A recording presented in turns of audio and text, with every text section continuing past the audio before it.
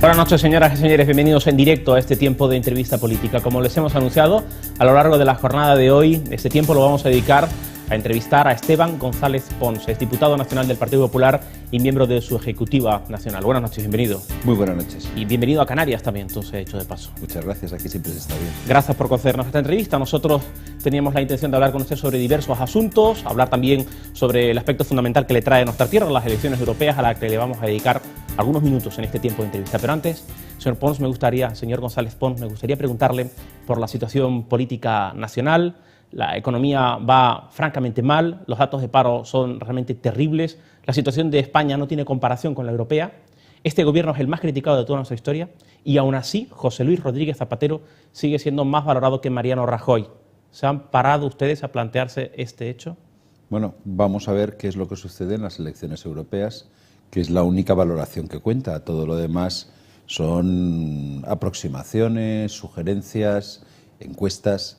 La única encuesta que vale es la de las urnas y veremos qué sucede la noche de las elecciones europeas. Yo la verdad es que en un país con 4 millones de víctimas del paro, con 1 millón de familias que no tienen ya ningún salario que llega a sus casas, con 600.000 familias que no tienen ningún recurso, 9.000 familias que todos los meses son desahuciadas de su vivienda por falta de pago, un país en el que se ha reducido el consumo de carne, el consumo de pescado, el consumo de verduras y solo crece el consumo de pan.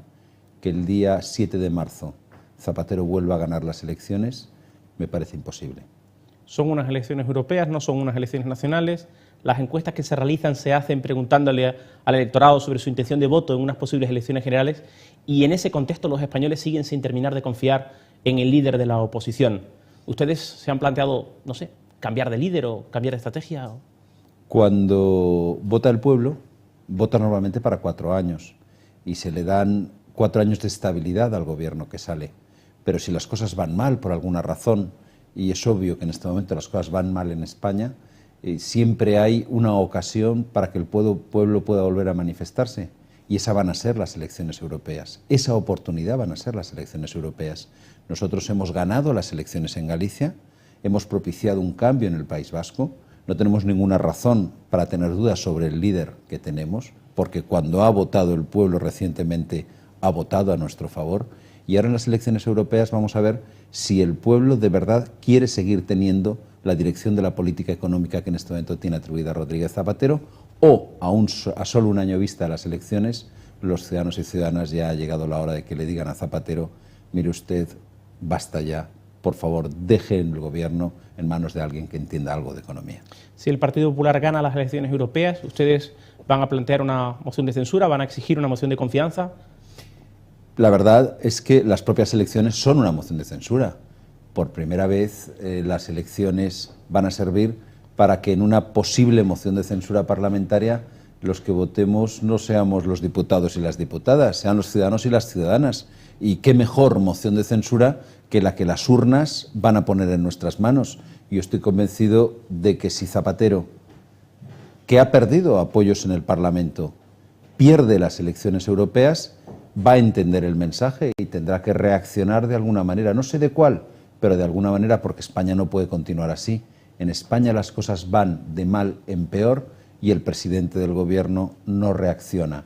Yo creo que si en las elecciones europeas los ciudadanos le enviamos un mensaje claro, directo y expresivo, el presidente tendrá que reaccionar para el bien de todos. ¿Esa reacción tiene que ir con qué nombres y con qué apellidos, señor González Pons? Mire, si hay elecciones anticipadas, los ciudadanos, el pueblo, podrá votar a quien crea que es mejor para formar gobierno. Pero en estas elecciones lo que estaremos votando no es quién debe formar el nuevo gobierno, sino si hay que cambiar al actual gobierno. Y la única fórmula por la cual el actual gobierno puede cambiar es votando Partido Popular. Habrá personas que nos estarán viendo que puede que estén pensando que es conveniente votar a Rosa Díez, incluso a lo mejor alguna formación de partidos nacionalistas de nivel nacional, porque así se sienten más representados. En estas elecciones hay tanto en juego que lo importante no es cuánto representado pueda sentirse uno, sino enviarle un mensaje a Zapatero. Y el único mensaje que de verdad va a llegar a la mesa de Zapatero es el que diga: el Partido Popular te ha ganado. Cualquier otro voto bueno, la verdad es que puede ser representativo, pero no va a servir para que Zapatero entienda el mensaje de que a esto hay que darle un giro y hay que plantearse las cosas de otra manera. Perdón por alargarme, pero les pido que se imaginen a una persona que en el pasado mes de marzo se creyó la promesa de Zapatero de que iba a haber pleno empleo y le votó, y que en este año ha perdido él su empleo, lo ha perdido su mujer, lo ha perdido su familia, y que enciende la radio el día 7 de junio por la noche y oye: José Luis Rodríguez Zapatero y el PSOE han vuelto a ganar las elecciones. Esa persona no entendería a nuestro país. La única manera de que esa persona y todas las víctimas del paro entiendan a nuestro país es que nuestro país le diga a Zapatero: las cosas así no pueden continuar. Y eso solo se consigue votando al PP.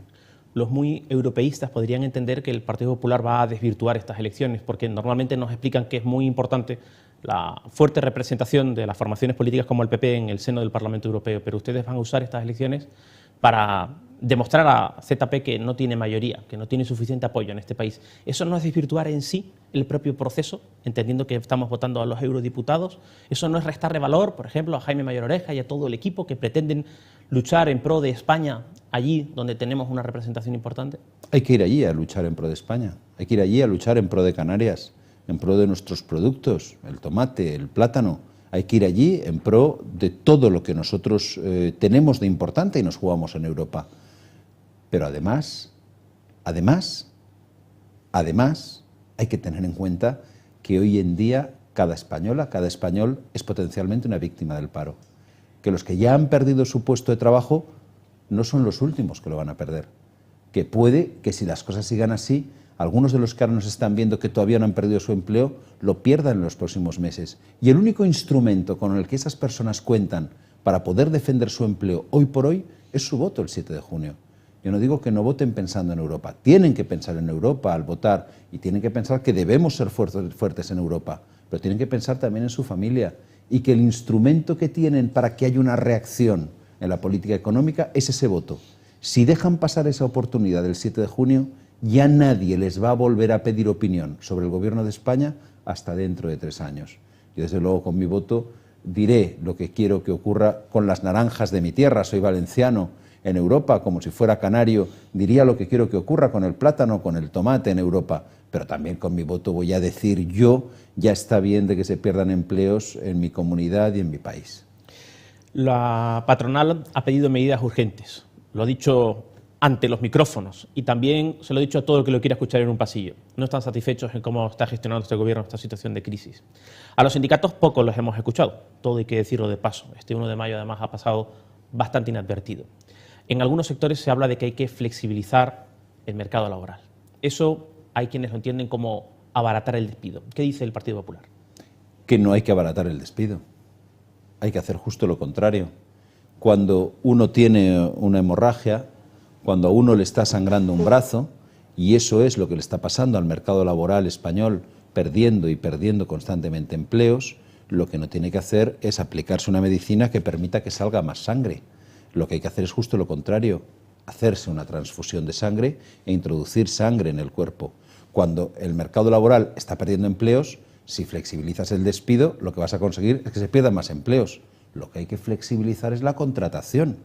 Lo que hay que flexibilizar es la entrada de los trabajadores que han tenido que salir del mercado laboral, en la entrada de esos trabajadores de nuevo en el mercado laboral. Lo que dice el Partido Popular es: no toquemos el despido tal y como está. Vamos a tocar la contratación para que los que han tenido que salir puedan volver a entrar.